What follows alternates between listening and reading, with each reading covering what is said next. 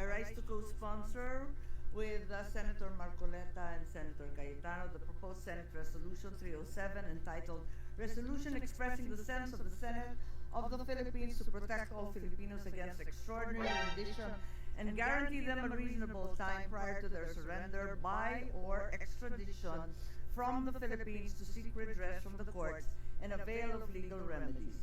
Ang hustisya na ipinapataw ng dayuhan ay hindi hustisya.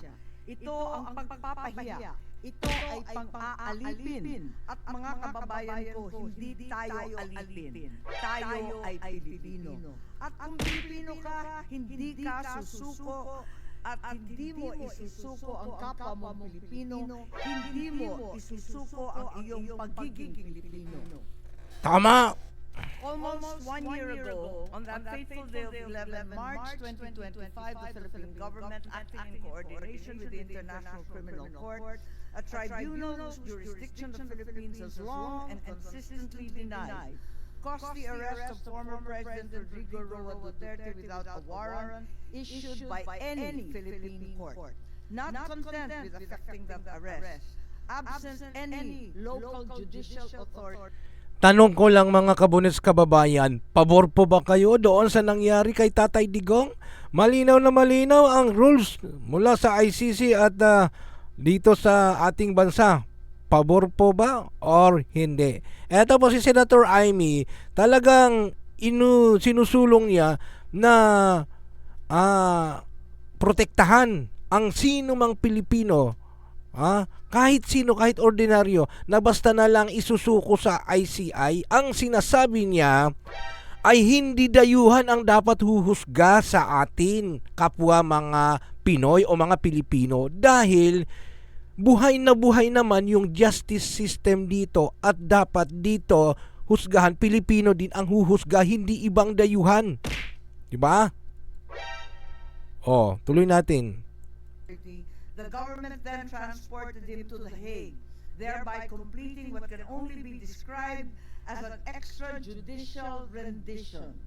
Ganito ang nangyari kay Rodrigo Duterte sa kamay ng mga dayuhan na para bang wala siyang sariling bayan, na para bang wala tayong kakayahang humusga sa sarili nating bansa. Mga kababayan, kung may anak kang nasa panganib, ipapasa mo ba siya sa kamay ng iba? Kung may kaibigan kang pinararatangan, hahayaan mo bang ibang tao ang humusga sa kanya habang nakatali ang kanyang kamay at wala siyang laban? Kung ang iyong ama matanda na at may sakit ay kinakaladkad palabas ng inyong sariling tahanan, manonood ka na lang ba at walang gagawin? Today, we are confronted with the prospect that the same... Gandang tanong yun, Senator Amy. If we are to remain faithful to our oath to preserve and defend the Constitution, we cannot allow this to pass without clarity, without principle, without constitutional fidelity. During the 19th Congress, your Senate Committee on Foreign Relations conducted extensive hearings into the executive's actions.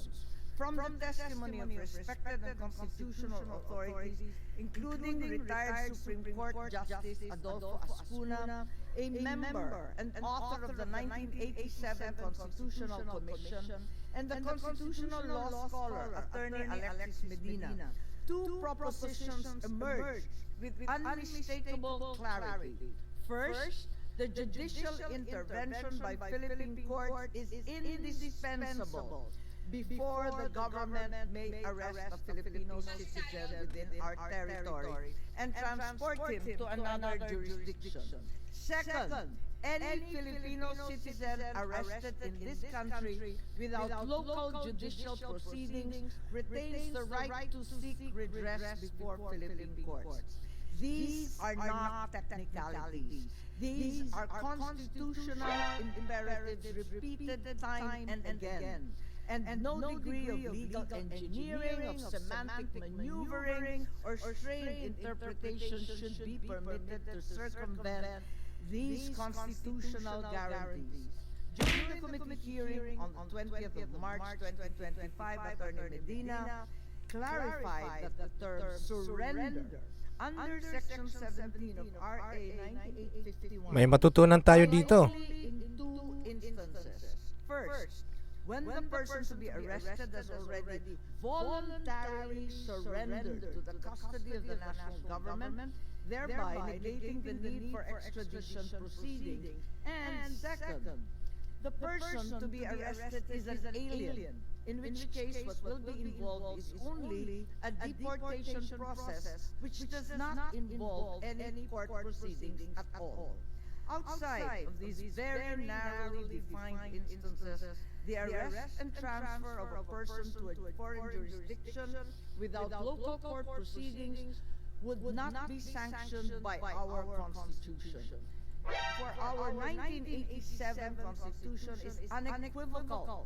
Article 3, Section 2 of the Bill of Rights provides no warrant Yes. of arrest shall issue except upon probable cause to be personally determined by the judge after determination under oath or affirmation of the complainant and the witnesses he may produce.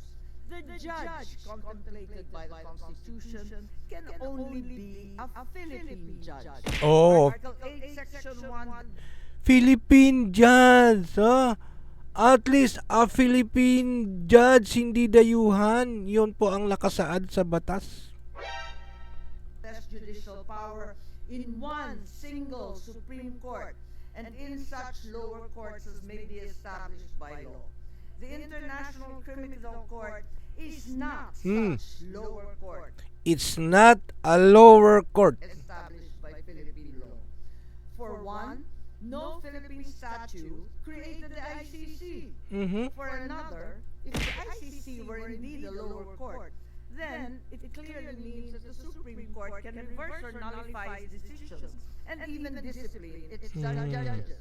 The Supreme Court can do neither. Moreover, assuming arguendo that the ICC warrant could be issued domestically without prior judicial action, Article 59(2) of the Rome Statute itself requires that the arrested person be brought promptly before the competent judicial authority Yun. of the custodial state. Paragraph 3 Pilipinas. grants the person the right to apply for interim relief before that self-same authority. As Justice Escuna testified during the committee hearing of 10 April 2025, the failure of Philippine authorities to bring the arrested individual before the local courts constitute a violation of Article 59. And as emphasized within our own legal system, there will be no consequences for that violation.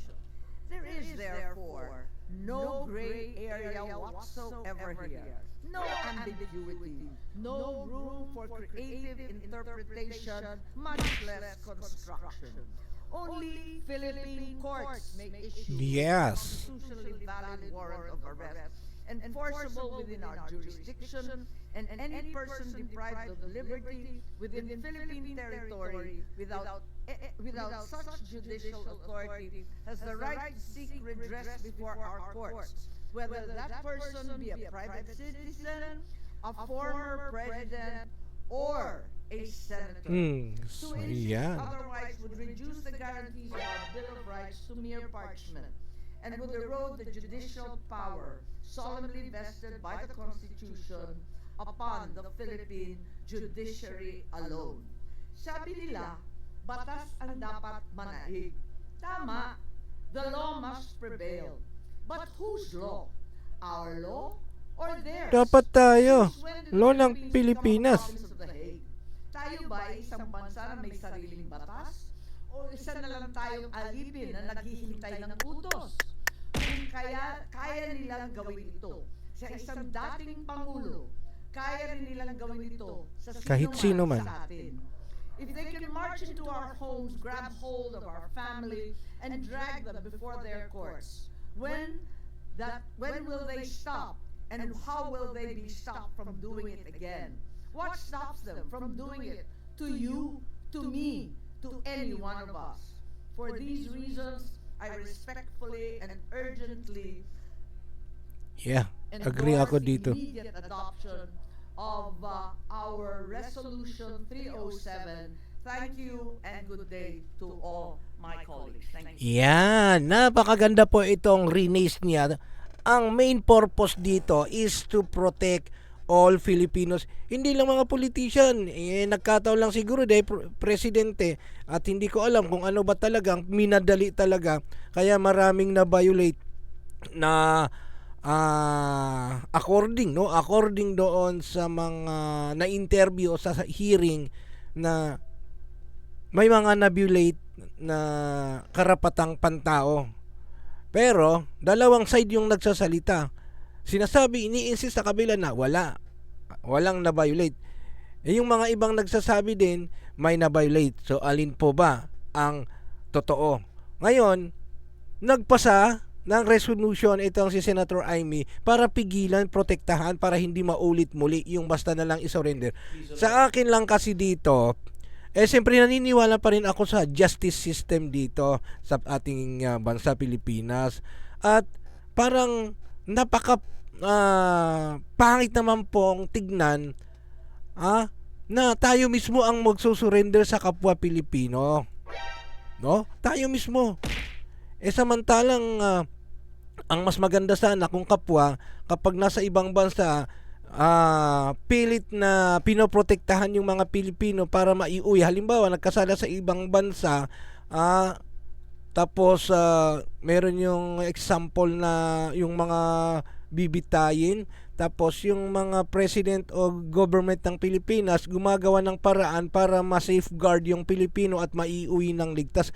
Bakit baliktad? Bakit baliktad ba ang nangyari na parang dito mismo sinusurrender yung kapwa Pilipino? Something wrong. Ano ang logic? Okay. Ngayon, dito tayo sa resolution. Agree po ako dito sa resolution na ni-raise up ni Senator Amy para maprotektahan. Hindi lang po sa mga politician o mga nanunungkulan, kundi sa lahat po. Kasi sa tingin ko po, wala naman po siguro nagkataon na presidente kasi si Tatay Digong, ang akala nila ay talagang hindi kayang usigin o kaya hindi kayang dinigin ang kanyang kaso dito sa Pilipinas, kaya yun na lang yung option na ginawa nila. Ayun lang yung opinion ko lang po. Para sa inyo mga kabones, mga kababayan, okay po ba sa inyo itong panukala na resolution na ino-endorse ni Senator Amy? Para sa akin, yes na yes. No? Para po sa lahat, protection na hangga't maaari dito lilitisin sa ating sariling bansa kasi gumagana naman ang justice system po natin dito. Okay? Maggagastos ka po ng malaki. Kung dito sana, hindi gumagastos ng napakalaki ang bansang Pilipinas papunta sa Hague para litisin lang yung ating former president, di ba? Ano sa palagay nyo? Di ba ang laki din ng gastos? Sigurado, malamang malaking gastos. Para sa Pilipinas yan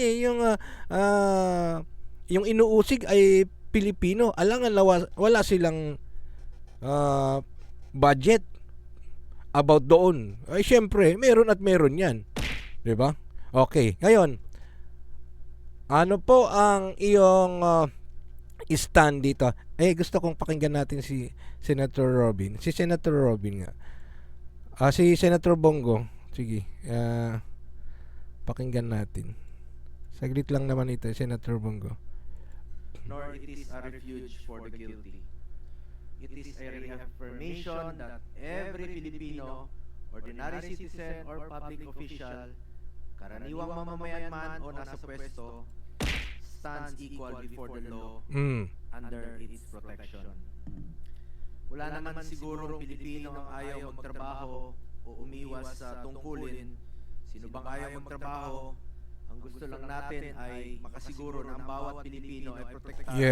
Yes. Lahat ay dumaan sa due process. Yun, di ba? Yun din, due process na gumagana naman ang justice system. Ito kay Robin pa, Senator Robin. Para sa akin, narinig ko na po ang mga sinabi ng aking kaibigan, Senator Marcoleta at Senator Amy Bongbong Marcos, Senator Jingo Estrada, Senator Bongo, nagbigay po sila ng mga halimbawa ng usaping legal. Ang aking pong punto ay usapin ng patungkol sa ating pagmamahal sa ating kalayaan at kasarilinan, kasaysayan.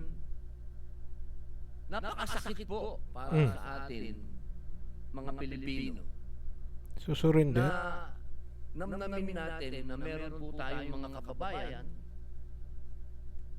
na nasa ibang bansa at doon dumadaan sa isang paglilitis. Nililitis ng dayuhan. Napakasakit pong mapanood. Hindi ko nga kaya panoorin na meron isang huwes, merong mga abogadong prosecutor, iba't ibang lahi na kababayan natin ang gusto nilang bigyan ng paghuhusga. Ang akin pong hiling, ako naman isang ayon, meron tayong mga treaties. Totoo po yan. Bahagi tayo ng pandaigdigang komunidad. Ngunit ang pakikipagtulungan sa ibang bansa ay hindi dapat nangangahulugan ng pagsuko ng ating sariling jurisdiksyon. Yun, tama. Yun na lang, yun yung punto doon. Yung isusuko mo yung sariling wala silang yung tinatawag ng jurisdiction ng ICC. Wala naman na, wala na eh. Ewan ko, anong nangyari? Okay, anyway, ano po ang reaction nyo? Pakilagay lang po dyan sa comment box. At hanggang dito muli, ako po ang iyong Kuya Bonets para dito sa Bonete TV. Dalangin ko po ang iyong katagumpayan sa lahat ng iyong negosyo, trabaho at kaligtasan sa iyong mga biyahe kung kayo ay naglalakbay, at syempre ang ating kalusugan, good health po sa ating lahat. At dyan muna kayo. See you sa susunod. Don't forget to subscribe kung bago pa kayo dito, and click the notification bell para updated kayo sa susunod na upload natin. Dahil tayo ay thank you so much. God bless you all.